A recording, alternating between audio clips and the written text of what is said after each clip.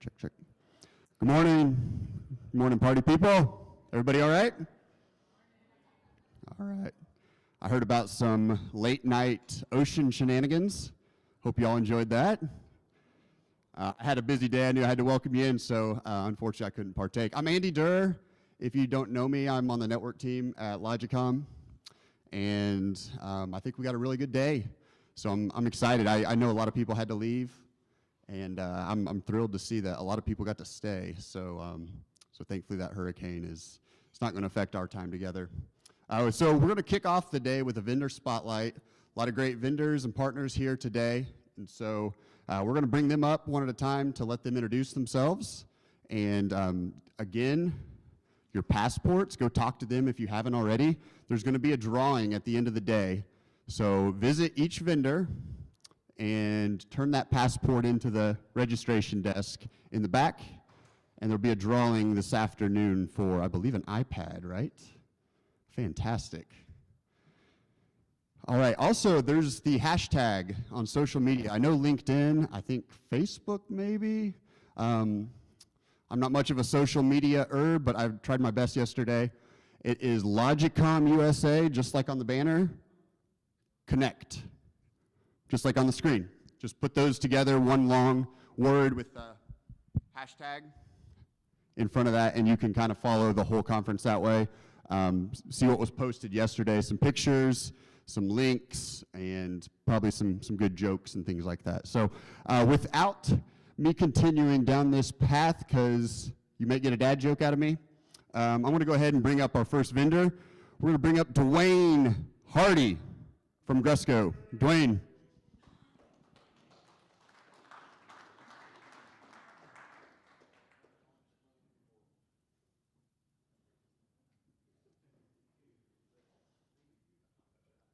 He said just introduce him as Dwayne. I didn't need to fill time and give any facts or information about him, but he's here now, so give a hand to Dwayne.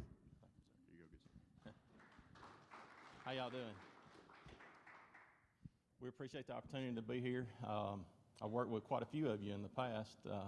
I'm with Gresco now. We're a distributor for utilities. We're owned by the co-ops, but we also distribute to municipalities and telephone companies. I apologize for being late. The storm had us make a change of plans getting ready for the storm that's about to hit. And we run our own trucks. That makes us a little different than some other distributors, but we welcome y'all to give us a call, and we'd be glad to work with all the co-ops on the fiber solutions and power solutions also. So we appreciate the opportunity to be here and hope y'all enjoy the conference. Thank you, Dwayne. And that's the Gresco booth, if you haven't seen him. Next up, it's going to be Calix. I learned that it's pronounced Calix recently instead of Calix, but I think they know who you're talking about. And so Don Page is going to come up. Give a hand for Don. Thanks, Andy. Yep, Don Page, RVP of Sales for Calix for the Southeastern Territory. And we have a couple of our guys here, Steve Ralston, who covers the Tennessee Territory, and Jimmy Rigsby, who covers Alabama and Louisiana. We have another team that covers Mississippi. So what we try to do is try to put teams in place to help you out as much as possible. Everybody talks about broadband providers. You know, I started in the business when Judge Green had in 1984, got out of college and started in the business and put in time and temperature machines. So you called up, in the old days, you called up and you got the time and temp, and started out there and then worked my way through. We've done a lot over the years to go out and deliver. We always talk about fiber. We talk about, before that was DSL and things like that. So a lot of people focus on that kind of stuff, but what Calix is focused on is really turning you into an experience provider, not a broadband provider. So when you look at the house, what's the customer's experience going to be? So what we have is a platform that's built, has all of the features and functionalities you would expect from a fiber to the home platform, but you mix that with our cloud, and that cloud gives us the capability to give your customers the experience that they're looking for. Because even though you got fiber going to the house, if they're having a miserable experience with Wi-Fi or some other things that are happening in the house, social media can be a bear. So, and you guys probably realize that. So that's our focus. We just come by the booth, talk to us. We work with a lot of providers in all 3 of the states that we have represented here, and would love to speak with you. Thanks a lot.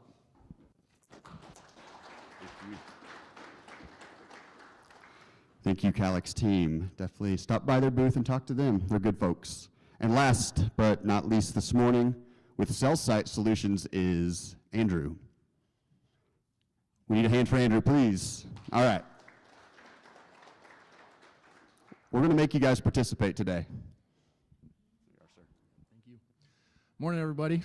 Thanks for sticking around. I'm getting out of here a little bit early to beat the storm today, but Joe Crum in the back there is with me. Come see him at the booth a little bit later if you haven't already. You know, really rewarding to be a small part of these projects, and it was alluded to yesterday that Joe was actually telling a story about being on the receiving end of kind of the last person in the neighborhood with fiber.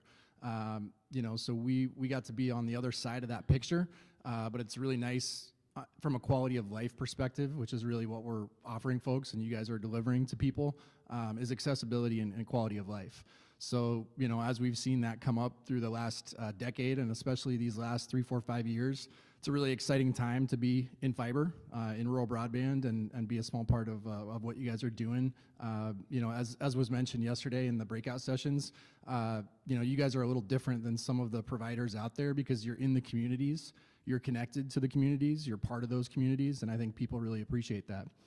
So what we do is, on the equipment side, we deliver those shelters, refurbished and new, equipment cabinets, generators, towers, cows. We do some emergency response. Joe's going to be doing some hurricane relief here coming up over the next couple weeks with our teams.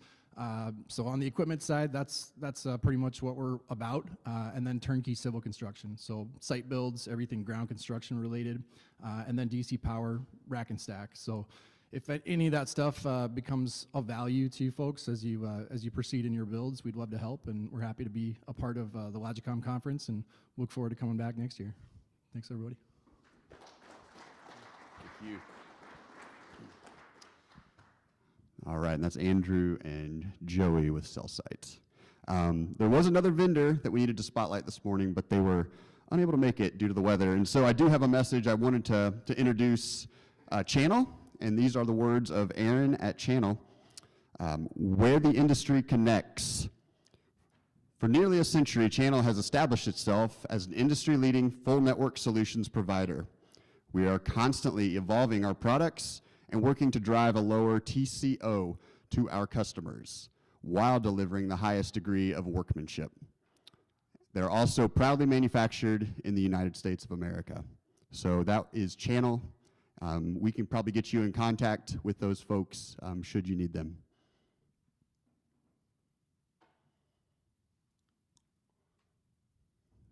All right.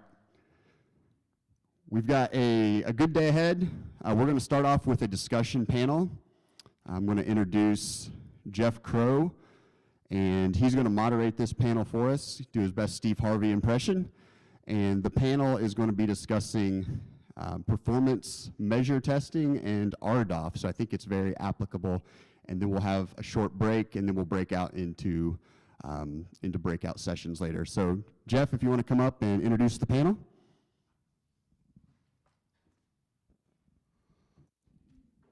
Morning, y'all. So Andy tricked me into doing this, and y'all are, of course, going to find out why, because this is probably going to be horrible, but it's a good message that I believe you guys need to hear, and I'm looking forward to hearing it because I personally do not understand it. But there's like 8, 9 co-ops here today that this is going to impact. So it is a good message for you folks to pick up on, and we've got some smart people here and in the audience from a vendor perspective that'll be able to help y'all with this process. So first off, Andy is going to be on this panel with us. Andy's one of our network guys, brilliant guy. Obviously, you can tell by the way he handled himself up here earlier. He was a trainer at AdTran and is no has no fear of public speaking, unlike myself. I can wax poetic one-on-one with any of y'all, but put me up here with all of y'all looking at me like, what is he doing? You know, so I'm looking for a friendly face. Miss Terry, where'd you go? Oh, you're on the panel. I can't look at you. Miss Terry, get up here. So I'm just going to stare at you. Andy, you need to move down. No, I'm kidding. I'm kidding. I'm kidding. And then our third member of our panel is Mr. Cody Durham. He is the assistant general, or the assistant general manager of Tishomingo County Electric in Iuka, Mississippi.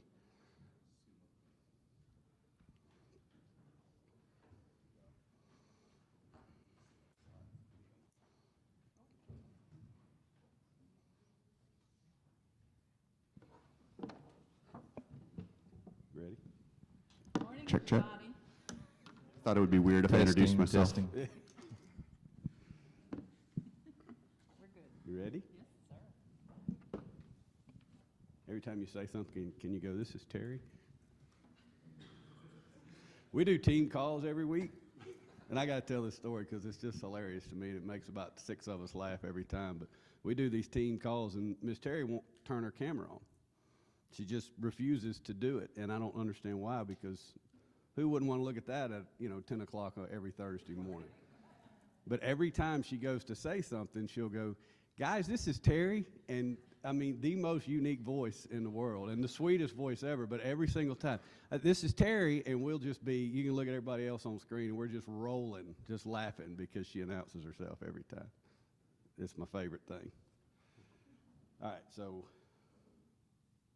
Andy, why don't you kick us off on the whole? Oh, yeah. Yeah. All right, so we do have some objectives. Like I said, we want it to be kind of participatory. We want you guys to like have some action, maybe not necessarily here in the next hour, but like as you walk out, as you leave. So we've really kind of tried to organize this around a few things, really thinking about what was it, 8 or 9, I think, co-ops here that received RDOF funds. So we know it's impactful and timely, but we just want you to recognize that a lot of this is dependent on the data, the initial data that you put in place. Terry is going to talk a little bit about that. She's probably most familiar with the FCC data and some of those forms and formats a little bit. But also start thinking about who on your team, who at your business do you need to rally, and start thinking about how are we going to support this? Who are your partners? By the way, there's partners here.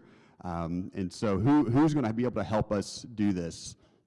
And then the last thing is that just remembering that, hey, performance testing, these FCC standards are a lot more intense, a lot more specific and defined than just you got a tech on site doing an install and doing just a rate test, through your on-net speed test server. So those are really the focal points just to keep in the back of your mind as we have this discussion. So Andy was nice enough to create a list of questions here for me to pose to this distinguished panel. And I even know who to ask the questions to. Andy's done a great job. He's very thorough. And I don't know about you guys, but the burning question on my mind this morning is, what is hub data? Ms. Terry?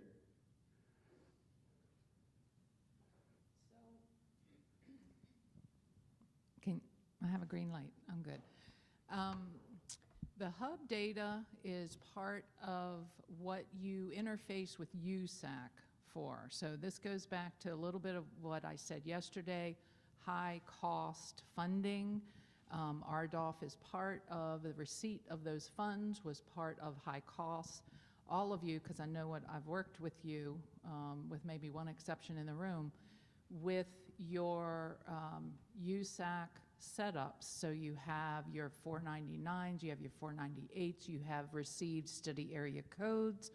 All of this is part of your identifiers that are used in these reporting portals and mechanisms. So it's multi-level granular data at this point. So you've received money, some of you a year ago, some of you 2 years ago. So it's been a while, so it might be a little bit out of sight, out of mind, because you've moved on to other things. But now we need to take you back and get you reoriented, if you will, because there is a deadline associated with this. Now, a lot of the data that will be reportable in Hub, some of you have already been in there and provided data, because your obligation to file information in the Hub portal was related to when you started to receive funding. So some of you have already been in there putting in narrative information about the build, the progress of the build, the status of the build, remaining connected in emergency situations, lots of contact information, of course. So that might be your experience to date. And now we're going to really get detailed and granular on the performance testing measures. So it's a very wide variety of data. Now, I will encourage you to engage a team internally, because the folks I've been working with might be in the financial department, or maybe a GM or the head of the broadband or fiber division, and they're going into the portal and attempting to put this information in. And it works, because most of the information, non-performance test related, is something these folks will have at their fingertips. You can even go back to your RDOF application and pull the narrative information, because you've already produced it. So don't reinvent the wheel if you haven't been in the Hub yet.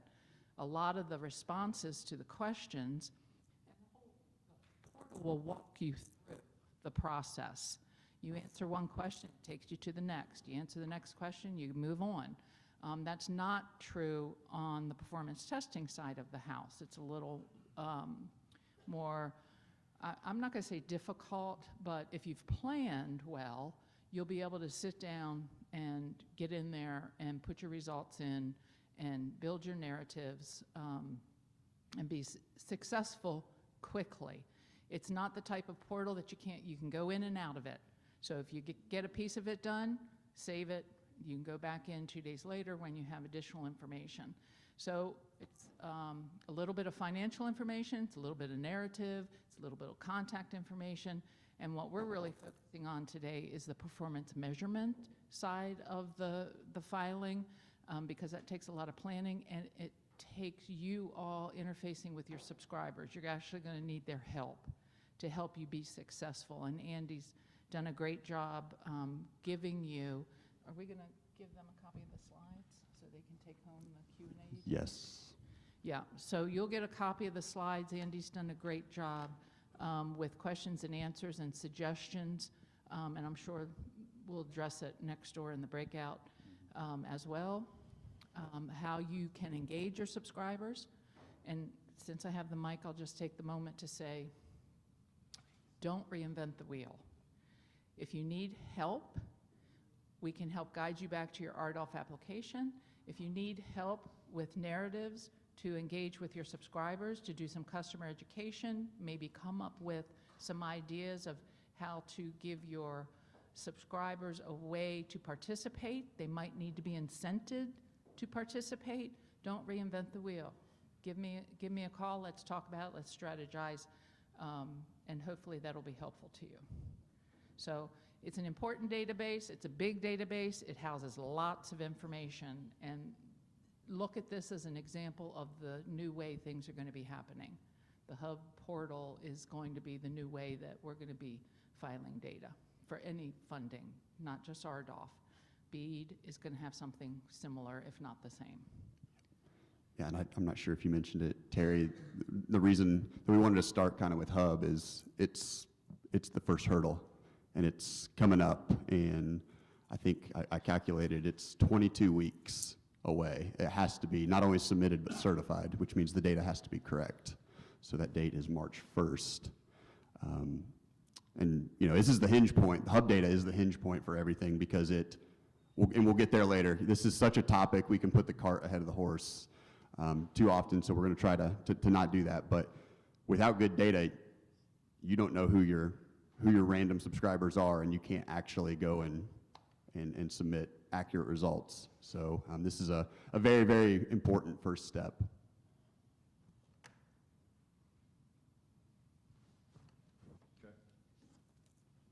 Ms. Terry just answered about every question I had on my first note card, so. Well, and,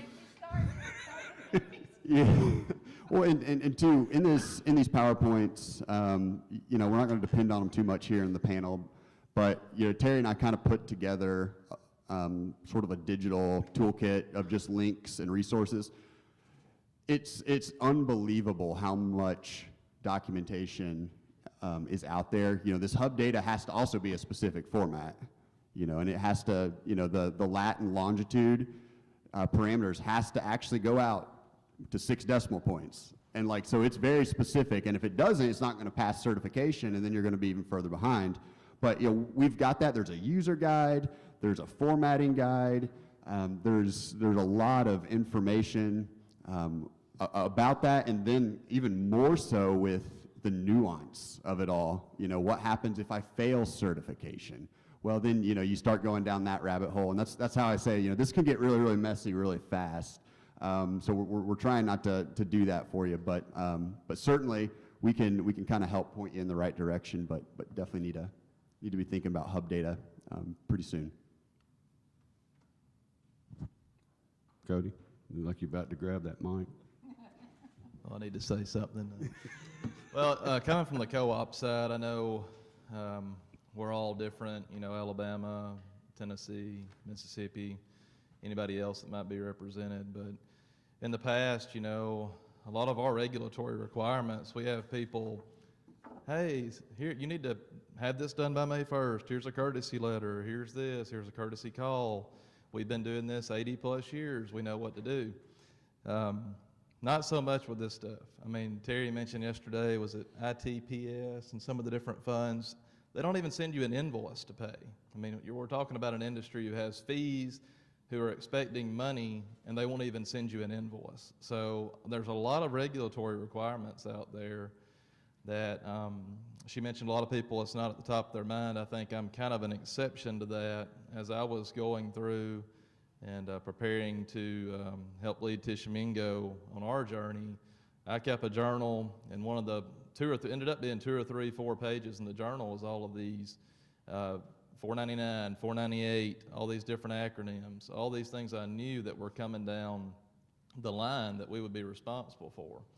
And I will say, as a sales pitch for Ms. Terry, I started out with a different firm for my regulatory compliance. It was not a good experience at all. It was a very reputable firm, but after I found Ms. Terry, I can't remember the number, and I probably shouldn't tell this, of your accessibility, but I think we had shared, either sent or received over 600 emails together over the past couple of years. So just a sales pitch, I guess, for her. She has been a godsend to me from a regulatory standpoint, and if you're not using her, you're missing out.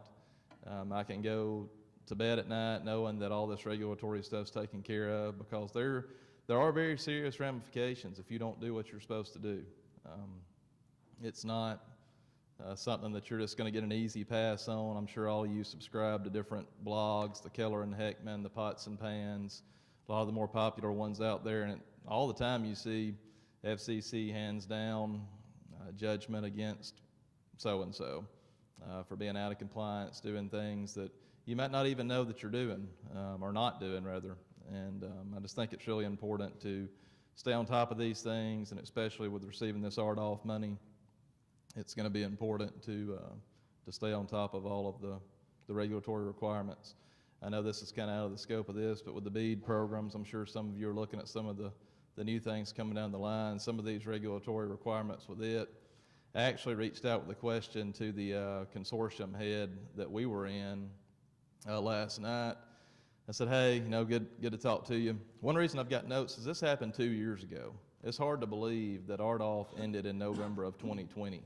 So there's a lot of things that I've kind of forgotten about it, and I had a question for him related to RDOF, and he said, you know, it's kind of sickening to think about. He said, but I kind of miss RDOF with all the new programs out there and all the new requirements. So it's just something that we're going to have to get used to doing, and it's something that I think the sooner the better, and honestly, if you haven't been doing anything to this point, we're kind of getting behind. So I would encourage everybody to go back and do a self-assessment, and the first call I would make would be to Ms. Terry. Well, thank you, Cody. That's very kind.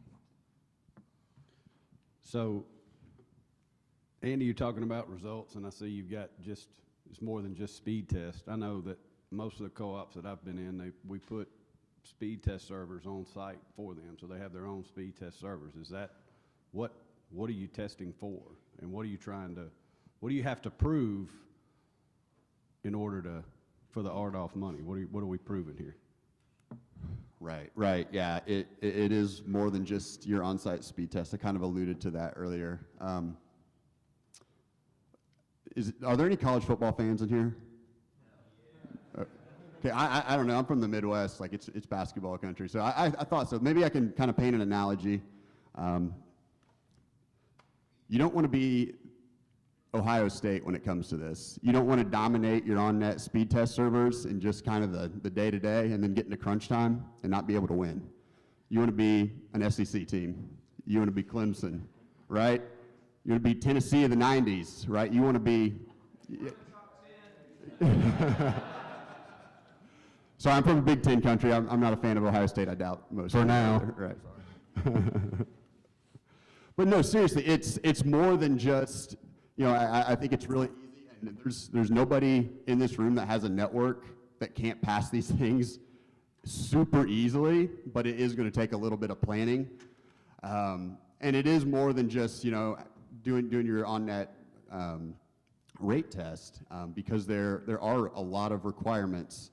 And I've got my notes here too, just because there's so much, but the FCC requires that a traffic flow, so a speed test and a latency test, actually has to flow through one of, I believe, 15 or 17 internet exchange points. So they're all kind of over the country. And actually, I do have a slide. So, Atlanta, Chicago, Dallas, these big hubs that are the backbone of the internet, and there's data centers. So you can't just test something on site, right?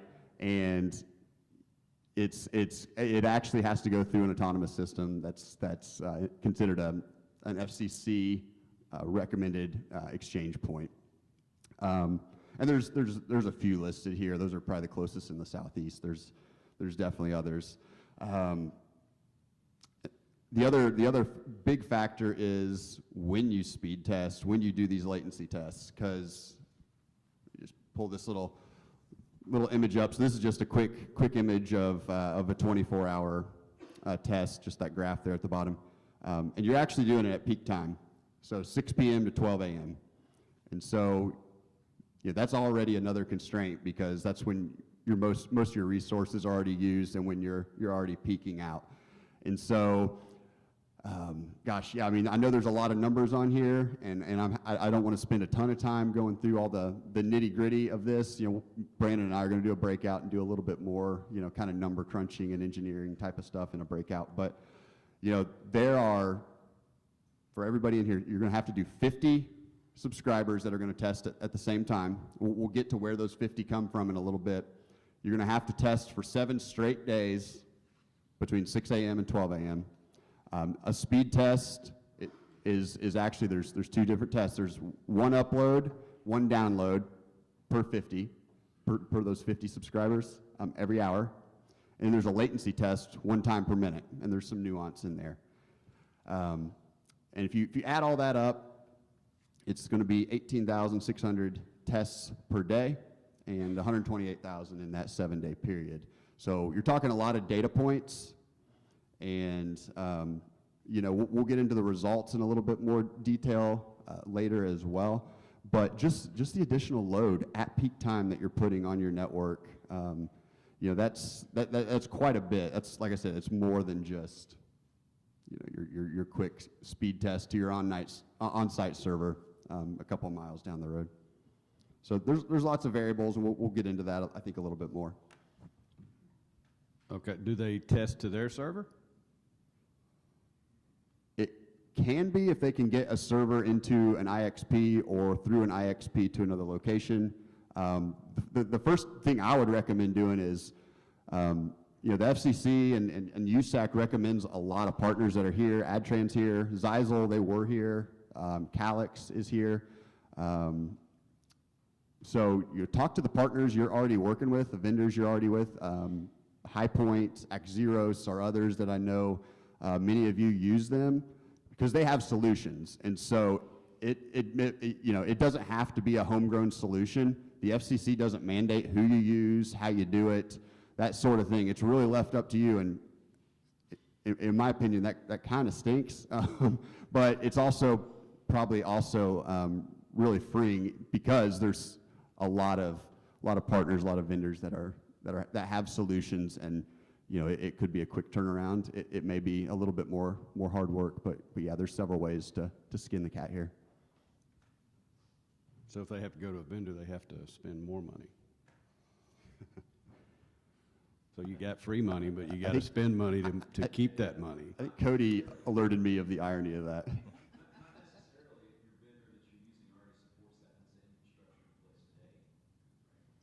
Yeah, and there are those vendors that yeah, that's already baked into something that you could potentially have. So go talk to Steve about that a little bit.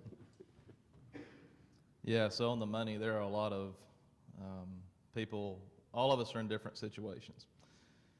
I will say that when we began our journey, we did not go out on the bleeding edge of anything. We kind of did tried and true things. We didn't do archaic equipment choices. It was things that were up to date, good equipment, great equipment. We are a GPON network. We do not do XGS PON. It's just been 2 years ago, and today I don't think anybody will be doing deploying networks and not doing XGS PON, in my opinion. So with us at Tishomingo, we won $10.9 million in RDOF. Very thankful for it. I will give the bleak side of things on the finances. If you look at the RDOF winnings, that money comes in over 10 years. So if you're using that money to build, of course, a lot of that money in the past was used for operational income coming from the USF funds. But if you're using that to build, you're going to have to go to market and get that money up front because you can't drag it out over 10 years. So I looked at a 10-year loan at 5% interest rate last night, and we would have really been able to borrow $8.6 million. At the end of 10 years, you would have paid back 10.9. That's something you have to consider. So we're down to 8.6 million. Also, and for us, we are a for-profit LLC taxed as a C corporation, and RDOF money is taxable income. Of course, you've got plenty of expenses to offset that, but it's still revenue nonetheless. So you're looking at 21% federal taxes and 5% state taxes on that. So whenever you look at those two things, you're down to, for us, 53% of the original winnings is really what you have. You can take to the bank or count on spending. And then if you add in, for us, performance measure testing, the cost of that's going to bring us down to less than 50% of what we started with. We were a large winner, percentage-wise, for the number of locations that we had and the number of meters that we served compared to our peers in Mississippi. I think as a percentage-wise, we were considered a large winner, probably top 3 in the state. And but that's something that we're having to look at now. With the equipment that we have, we're going to have to either use we got a few options. One option is to use a white box solution, which does the testing for us. That's probably going to cost us around $250,000 over the 10 years of testing. Another option is an ACS. The devices that we have in the homes currently will not operate or report test results properly using that ACS. So we're looking at 50 truck rolls either way. So that's something that we're going to have to look at too, is the fact that we're going to have to be visiting 50 different homes. First of all, you're going to have to make contact and make sure that these 50 people will allow you to come in the home. If they won't, you go back to the hub and say, hey, either they denied or they don't have the gig package anymore, which is what level of funding we won. So you go back to the hub, request somebody else. You're going to have somebody in the background making these schedules to get into these 50 homes. Then you're going to have to do 50 truck rolls and put the equipment out there. After that, every 2 years, you're going to get 50 new people. So we're looking at 250 different truck rolls associated with this. So there's a lot of, some people, you may be lucky, you may already have the device, the ACS, the solution in place. you've probably paid for that in some way. I know we all have to make a living, and there's a cost of everything, and the better something is, it usually costs more, so you've probably paid for that and could factor that in. But that is something that we need to look at and consider, is that there's going to be a lot of cost, a lot of operational cost on the back end, from your CSR's time to your truck rolls, of getting all these things deployed.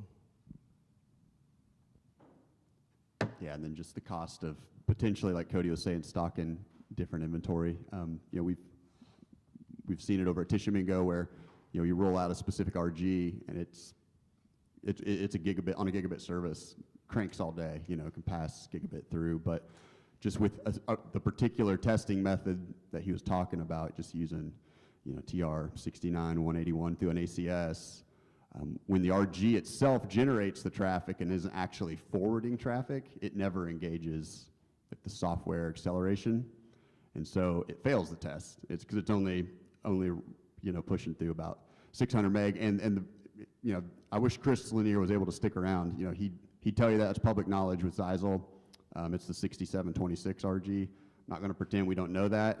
They know it, and so, you know, yeah, Cody's like, well, gosh, yeah, we got to upgrade a little bit quicker, and that's just something we didn't know about at the time, and so just yeah, there's things like that that are just like, I don't know, it's kind of unforeseen little hurdles that you don't expect, because you're already getting gigabit service to these RGs, but just the way the test is administered, it's like, that's a nightmare.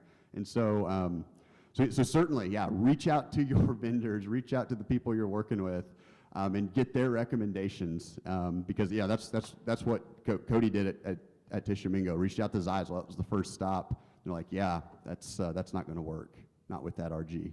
And so and two, like, just like Cody was kind of saying with the cost, I mean, there's a lot of solutions out there that, you know, we talk about like these 7 days, and you know, we can get into it in a little bit more detail. Like, you don't actually have to pick the 7 days you're going to test, because things happen. You know, you get Bubba and his boys out there shooting doves off the fiber, right? And okay, well, that's going to screw things up. I guess I need to restart the test. I was 6 days in. DIA goes out.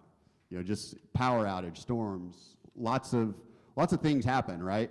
And so what I've seen from a handful of vendors is just kind of test around the clock, and then there's a lot of solutions that have analytics built in. So again, you're paying for that in some way, shape, or form, but they're going to say, hey, here's the best 7-day window, submit this, versus engaging, you know, just the operational expense of CSR. Hey, can you go through these, 128,000 points of data and make sure that this 80% of the tests were 800 megabits per second, or 95% of the tests were less than 100 milliseconds. You know, you do some Excel wizardry there.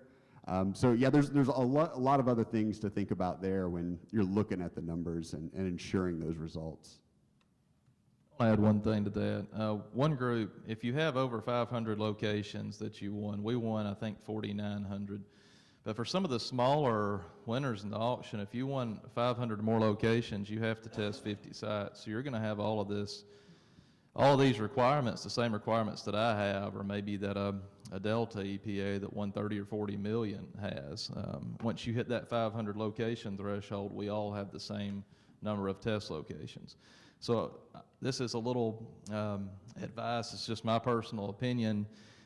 The way I calculated it, at least for us, if we had won just 500 locations, we'd have won a little over $1 million. And I'm having to spend the cost of funds, I'm having to worry about the tax implications, I'm having to worry about the ACS or the equipment implications. So personally, if I'm in that situation, I'm looking back at RDOF and saying, hey, how can I get out of this? There are some arguments that have floated around and can be made. Ms. Terry might hit me for saying this, but you know, who knew the BEAD program was coming? Nobody. So, of course, you're going to have to look at all of the requirements of that as well. There are a lot of strict requirements on your labor force and the material origination of where you're getting things. But that is something, if you're a smaller winner in this, I'm not so sure that I wouldn't at least take a look at the other programs that have came out and say, hey, there might be something a little more advantageous for us there. But you're not going to be able to avoid testing either way, but there might be more money in other programs.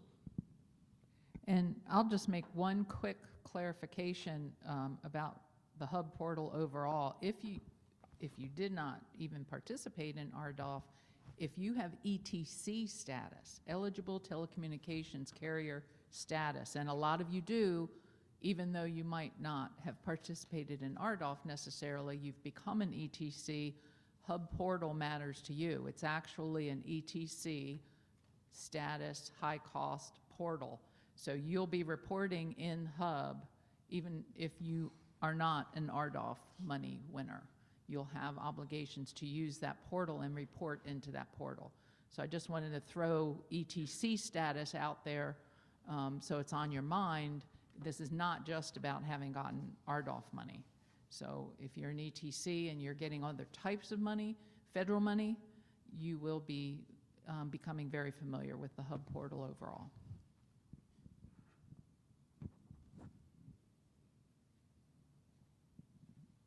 Okay. What if you don't just, I don't want to test. I don't want to. I don't want to do it. That's a serious conversation. I mean, Cody and I had that same thought. Like, is this juice even worth the squeeze at this point? You know.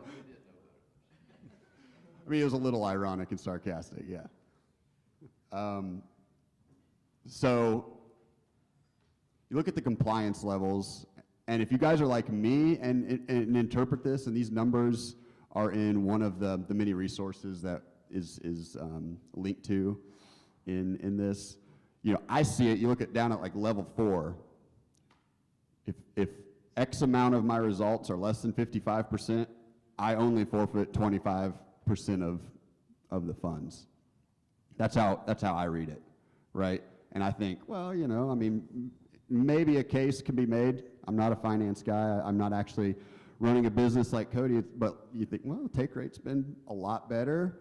I don't have to deal with the headache. I know it's going to cost me. You know, maybe it would be a good thing to just, you know, forfeit. I still get 75% of the funds. Do I have to do this? And so that's how I interpret it. But I know Terry probably, you know, interprets that a little bit more. And, you know, I think Cody kind of started alluding to it, like getting the black eye for winning it and then not doing anything with it. So. Yeah, that's a double-edged sword, and I think everybody needs to think about that if you're even considering it, because it's going to be on an individual case basis. It's really going to have to do where you're serving, why you got the funding that you got. Are we talking about unserved or underserved? What have you promised to bring to these unserved and underserved areas? There may be some good, compelling business reasons, individual case basis reasons for saying, well, we're okay releasing 10% or 25% of the funding back. There will be questions. You'll have to, I'm not going to use the word prove, but you're going to have to write a narrative about why you chose to go this route, because they're going to be pushing for not just testing, but pre-testing. That's a requirement that the guys will talk to a little bit more in the breakout. But pre-testing, testing, they want the results. As our guest speaker, Alex, alluded to yesterday, they're building maps from this data. They're trying to figure out if the programs that they're creating are working. And you all are the ones serving in the rural areas. Your data is hugely valuable to them. It becomes a political football for them in some cases. So they're really going to be looking to all of you serving the rural areas to report, and to report fully.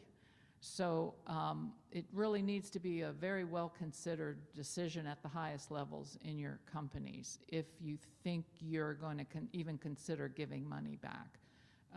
I probably, if there's no way around it, if it has to be done, it has to be done. But if there's any way around it, Cody obviously has looked at his numbers very closely. If there's any way around it, I would encourage you to figure it out and and to file fully and as accurately as you can, because we all talk about community service, and if these funds are failing because of lack of accurate data, that hurts everybody, including the subscribers and the communities we're trying to serve. So that would be my encouragement. Be very well considered. But if you have to do it, you have to do it. But be prepared to explain why.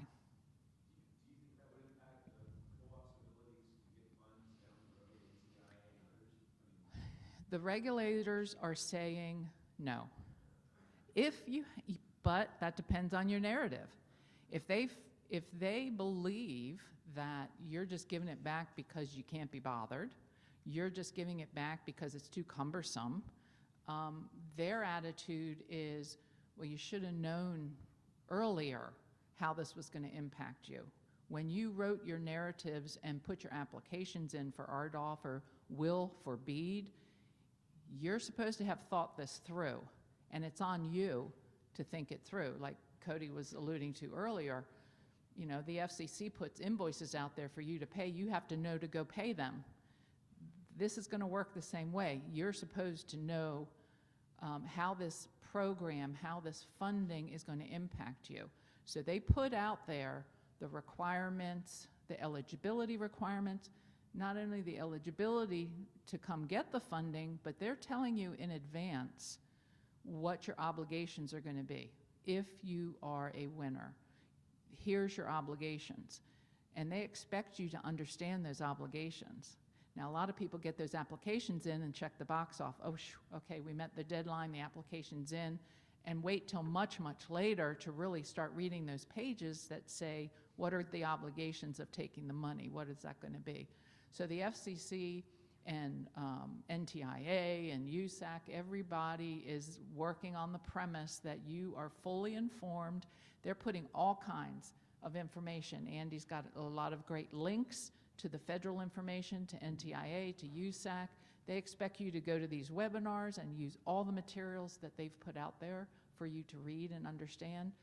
But everybody's wearing 10 hats already. So again, I would encourage you, if you don't have the time to read the minutia, I mean, let me know. I'll help you. So on my regulatory compliance reminders, I try to push through information I know is significant to those of you that are taking funding, to alert you to things that are coming up. But as far as future funding, I personally think it will be held against you because they've given you all the tools, they've given you the information, not that you can never reach anybody. We'll see, you know, what turns out. Alex gave a lot of emails and numbers out, and that's great, but who's picking up the phone? I know through BDC, working with a lot of you on the BDC filing, you couldn't get through. I mean, you were literally hours on hold, trying to get a simple question answered, or waiting, you know, a week to get an email returned. They keep saying they've improved this situation of responsiveness. I haven't seen it come to fruition, but they're saying, we've given you the tools, we've given you the information, look at all these people we've put at your disposal. Like I say, personally, I think it will hurt you, but more importantly, it's going to hurt the rural communities, the unserved and the underserved, you know, that we're all here trying to work on behalf of. So you're very important to them and to their reporting, so I would encourage you to report.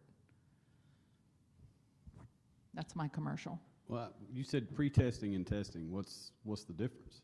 Why pre-test? Yeah, so both are required.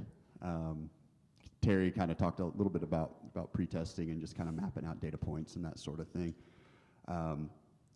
And actually, unless Terry's seen something I haven't, there's not dates for RDOF funds for pre-testing and testing like there are some of the other like Connect America funds and things like that. The only date that we know for RDOF winners is March 1st, 2023, hub data certified. The pre-testing and testing, those dates aren't out there yet. So typically what the other funds have been, the pre-testing starts a whole year before the testing starts, and then there's, I mean, you can hear Terry. I mean, she's, yeah, as she kind of tries to give you the Cliff Notes versions of what some of these documents say and what some of these just these FCC programs say. Like, there's a time frame of when you have to pre-test and test, and when you have to submit those results, and they're pretty lenient. You don't have to test today, submit the results tomorrow. You know, I think you have up to a year to submit those results. But yeah, the little footnote just on the graph that's up, like, pre-testing is required even if you fail. So, you know, if you're still rolling out your solution, you're not exactly sure it's fine-tuned, you know, you're going to have a year between pre-testing and testing, most likely. You know, even if the results fail, like, you're not forfeiting any money. So, you know, but if you don't submit those results, you're already forfeiting money. So that's also, I think, a way that the FCC is, you know, making sure you're ready to rock and roll when it really matters.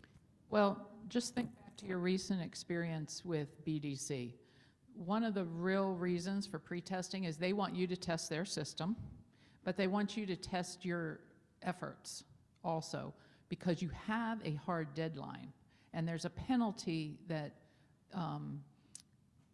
kicks off if you miss that hard deadline, just like BDC. If you miss September 1, you started getting fined every day, every week that you were late in that portal. This works the same way. So you know you've got that March 1, 2023 deadline out there. They want you to get your data in there. Like Andy says, even if it fails, you're getting the experience of loading the data. And that way, come March, you've been able to figure it out and get good data that can pass certification.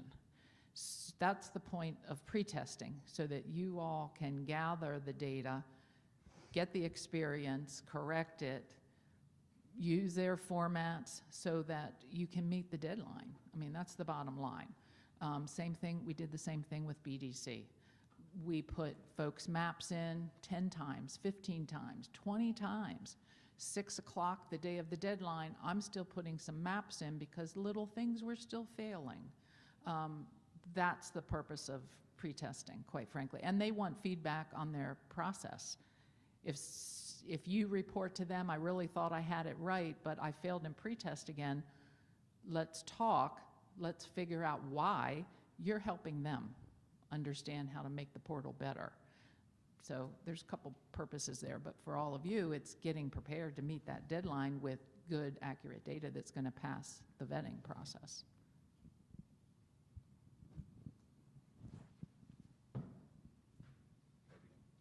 No comment on no comment.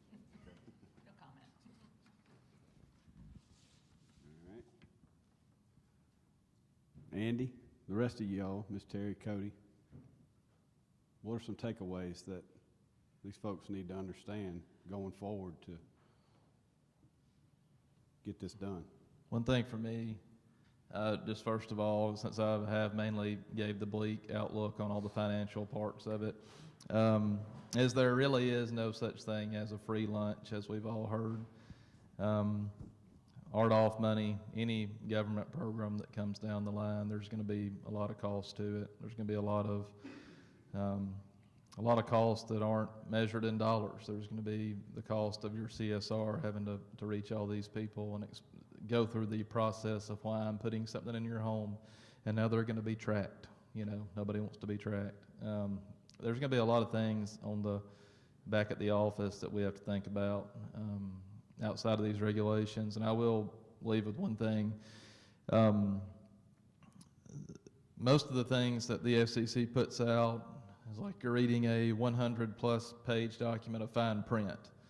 It's very difficult to get the gist of what they're trying to say. There's a lot of comments in there.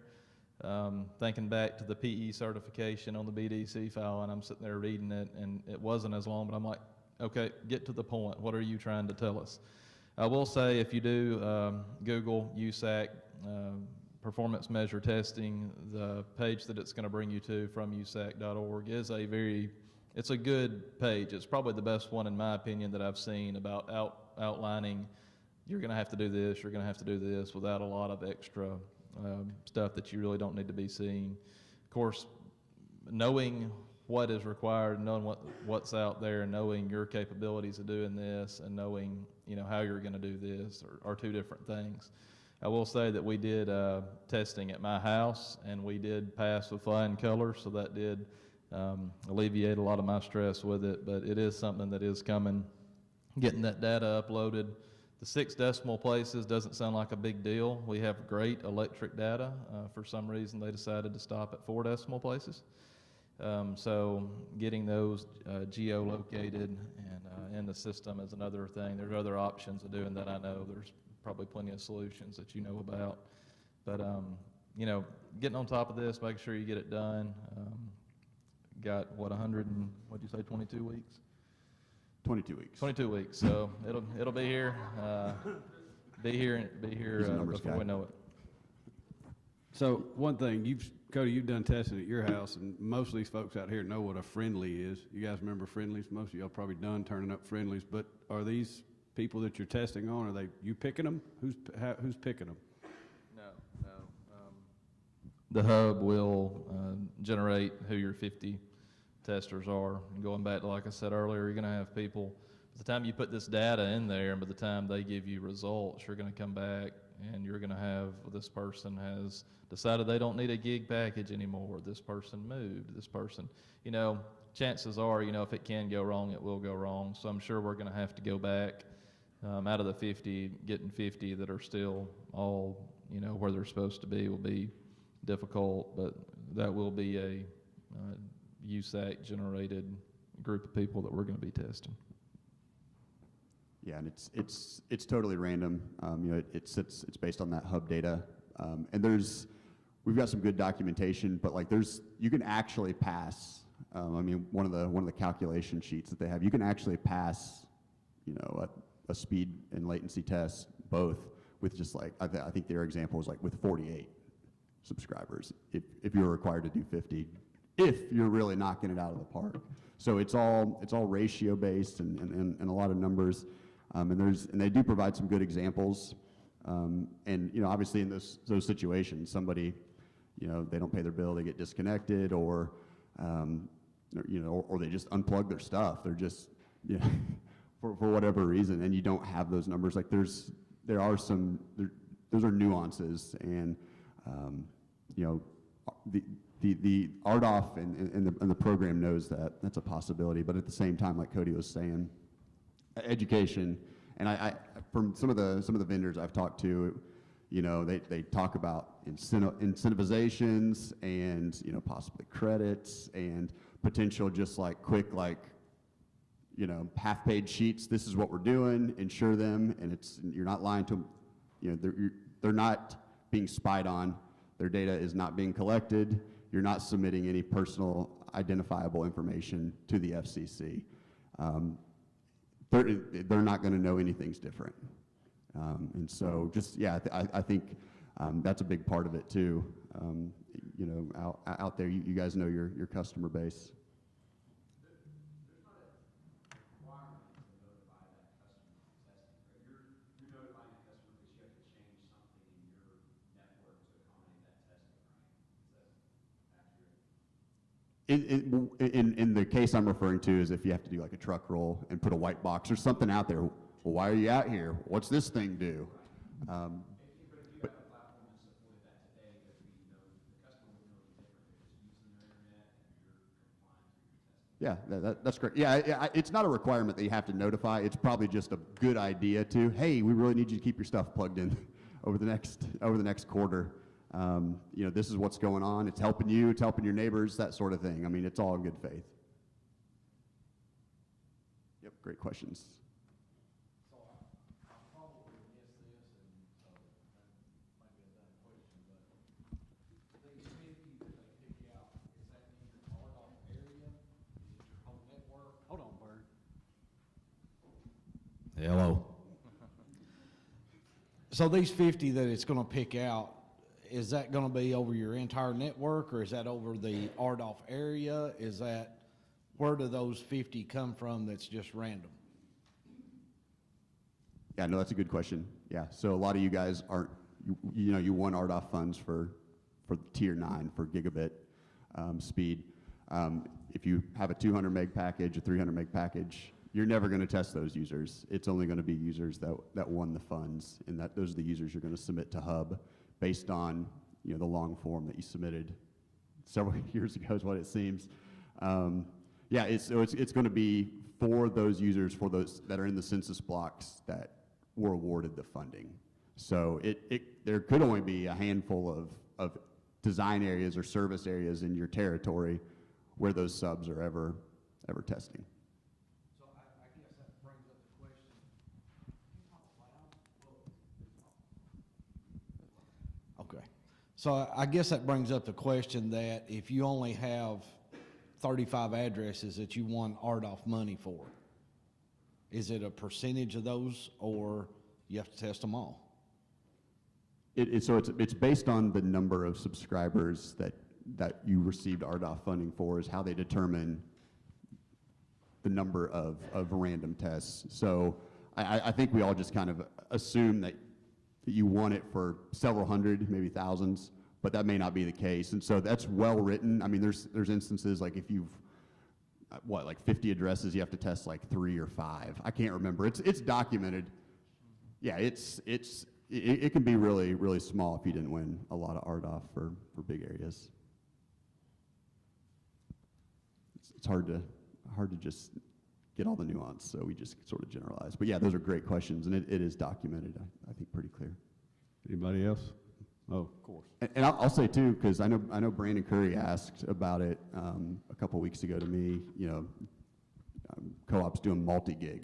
Well, there's not a multi-gig tier in RDOF, so it's 1 gig.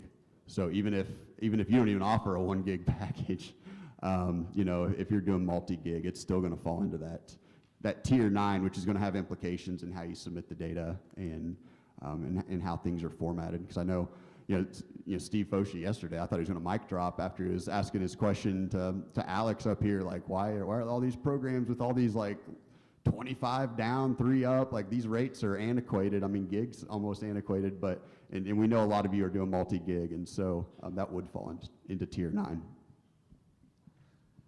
Yeah, so a lot of this, what you're talking about, is when you have the Zeisels out there and an ACS, and I just want to bring a point up to a lot of the co-ops in here who are starting up fresh, and you're creating a new deployment, like what you said, Andy, with all the new vendors out there and the different options. And we've been using Calix RGs, and in their support cloud, it's literally, I press a button and it does all the speed tests for me. And not only just for the RDOF, but it's all per SCC testing. So I helped Central out with it because they were in a crunch where they had to have all of their testing in 2 weeks to turn in for a DECA. And I was able to get, with Calix, they were able to use it and get the testing done in less than 2 weeks to get that information supported. So the point I wanted to bring up is that if you're looking at choosing your technology, there's lots of partners and platforms out there that have a lot of this new stuff built into it, that have the cloud-based technology.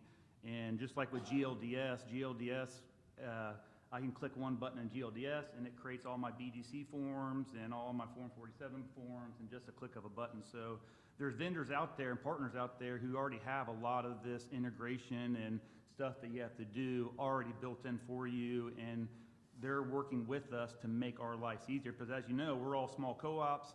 We don't have the staff to go to be able to do this. And when you have a partner there with you that's able to create that form and those testing formats for you, we're just by clicking a button and it does that 7-day test, puts it in an Excel spreadsheet where I just have to upload it to the SEC, and I don't have to worry about, I don't have to do any truck rolls or anything. So it's a huge, huge game saver. But if you have the technology, you're stuck with the technology. But it's just an important thing, if you're new, to open your eyes to what the different technologies are out there and the vendors and what they can offer. Not just a product, but when you're going after federal grants or state grants, that testing option is huge to be able to collect that. As Cody said, collecting all that data is a struggle for sure. So. Well, and I mentioned yesterday, moving regulatory compliance up instead of dealing with it as an after the fact. use it in your planning. So you make an excellent point. There are vendors out there who have known about these deadlines. They've added value to their products to help you with this. So when you are in the vendor selection process, you need to know about some regulatory compliance obligations that you're taking on if you're getting funding or plan on applying for funding. And if you know about those obligations in advance, you can use it to better inform yourself about which vendors have solutions that are going to add value to being able to meet those goal obligations when you do take funding or you make that application. But do it beforehand, not after the fact, if you're able to do that, if you're early enough in your build. So it's a very good point. Push that regulatory compliance up sooner rather than later. Yes, sir. You're absolutely right. Thank you. Good questions. This isn't going to stop, right? I mean, you mentioned multi-gig service. If you apply for $8 and you put multi-gig service, just like Martha said, whatever vendor you're working with, make sure they can test today that you validate that multi-gig. Put tens of millions of dollars into a fiber network, being able to show that off. It's important not only for validating the funding, but just, the network to build. Yeah, absolutely, absolutely. Yeah, and in the excuse me, in the use case that we were talking about up here, there's no guarantee that it's going to be a truck roll. I think Cody was speaking personally for him. I mean, if there was a different RG out there, it's pushing a button, and there's a lot of vendors that you just have to talk to them. I don't know everybody. I've looked at 3 or 4. And so, again, Calix is here. I know obviously Steve's ready to talk. Daryl Bearden from AdTran is back there. He's ready to talk as well. Zeisel, he had to leave early. And DZS too has a solution. I know Sandy said she can't talk about it. She doesn't know anything about it, but she has a good contact. And so there's a handful of people here. Like I said, Fine Point, a lot of you use their ACS, Xeros. So I think a lot of you are probably in better shape than you think you're in.